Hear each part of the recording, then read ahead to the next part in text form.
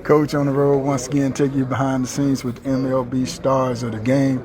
And I got the man here, RM for the Yankees. How we doing? Good, man. Good. Happy to be here. I'll let you introduce yourself to my audience. Okay. Ryan McMahon, third baseman for the Yankees. Where you from, Ryan? Southern California. So how did a California boy wind up in New York? It's just the business, it's the trades. You start one spot and never know where you're going to end up. So we're taking our youngsters behind the scenes on what it's like being a major league ball player. What's this big league experience been like for you? For me, it's been really fun. It's definitely a challenging sport, challenging game. I think you never have this game completely figured out, so you show up every single day ready to work, ready to keep trying to get better. Yeah. So, I used to coach college baseball, scouted for 5 major league teams. Every kid's dream of playing in the big leagues. Yeah. They think you guys get drafted, you in the big leagues the next day. They want to send the dues you got to pay. No, a lot of hard work, man. There's a lot of steps along the way. There's a lot of boxes to check, and you don't stop checking them until you're done playing the game. And you was drafted in 2017? 2013. 2013? Okay, oh, yeah. So you're a correct coach on his own show. Huh? Yeah, man. 2013, out of high school. Grew up a lot in the minor leagues. So what was that experience like? Coming out of high school, man, I got really lucky. I was around some guys who went to some really good college programs who had, just a good view, good perspective on everything. And, they definitely knocked me in the line, and I was happy to follow. So, you get drafted, and all of a sudden you think you're going to the big leagues, but you wind up, I got to make a few stops along the way. What was that role like? Oh, man, I did a stop at every level, full year at damn near every spot. But it was good, man. I think it's made me the man that I am today, and I wouldn't change it. So, Troy Hunter told me about them peanut butter jelly days and salami. Oh, yeah. You know anything about that? Oh, yeah. That's all we had, man. You were lucky if you got anything cooked, but, a lot of PB&Js along the way. What about the Motel 6s? Oh, yeah. With a roommate, grinding out those minor league stays, man, but it's all for the better. It makes the big league experience that much sweeter. So, man, when you're going through the minor leagues, people think it's peaches and roses. They don't realize every day is what you call a grind. Oh, yeah. You're paying your dues, right? It's kind of set up that way so that when you do make it, you really feel it. And like I said, wouldn't change a thing about it. So you get that call, you're going to the big leagues, all of a sudden you make it to the ballpark, and all of a sudden you come in the ballpark and find out it's a tunnel that fans don't even get to see to get to the locker room. Yeah. What was that experience like? Oh, man, showing up to your first big league stadium, it's kind of a whirlwind, right? You've been going to minor league stadiums, they don't have all the bells and whistles. You show up and there's a lot more extracurricular stuff going on than just the game. So you realize, when I coached high school, college baseball, we got there about an hour and a half before game time. Took a quick pregame and ready to play the ball game. Yeah, no, that's a whole different ball game. We're there roughly 6 to 7 hours before the game, man. Getting your scouting done, making sure your body's ready to go, getting your swings off.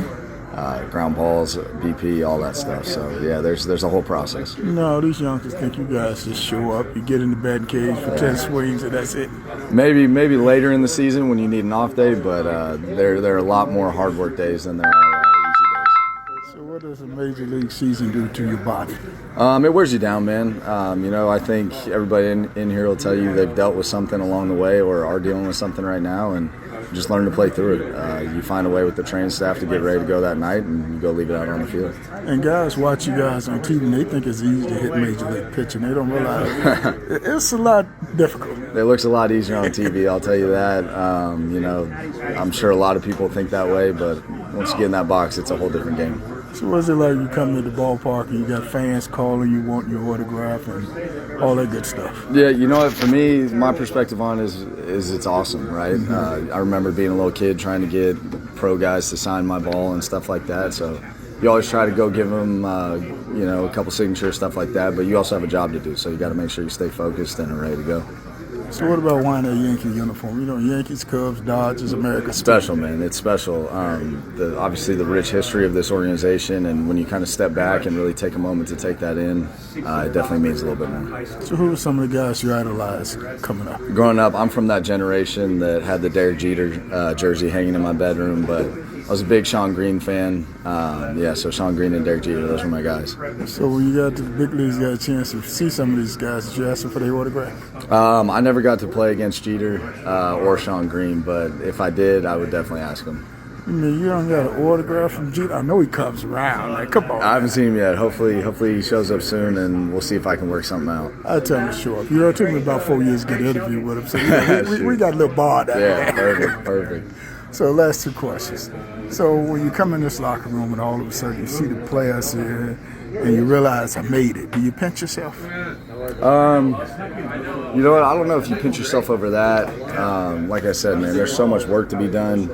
Maybe at the end of the day when you get home, you're like, wow, man, I was just, in the locker room with Aaron Judge, Giancarlo Stanton, guys like that. So I think when you're out of it, that's when you kind of sit back and take a deep breath and go like, wow, that was pretty cool. But when we're here, we're just here to play ball, man. Those are my teammates, and we're going to go out there and try to win games. First major league hit? It was in Miami in 2017. I actually hit it to Giancarlo Stanton, and I can't remember who it was off of, but I remember it was in Miami. First major league home run? Philadelphia. I remember that one. That was off Hector Neris, hanging splitter. You got the ball? I did get the ball. I went in those bushes in center field, and our clubhouse guy, he's an awesome guy in Colorado, hopped the fence, looked through the bushes. There's one ball. He watched the video, saw exactly where it went. It was still right there, so he grabbed it and brought it in for me. What'd you do with the ball? I got it home somewhere. Yeah, I got a couple balls from milestones along the way. So I'll go through all that one day. Okay, I'm going to have to go get it, put it on eBay. Maybe, who knows? All right, last question.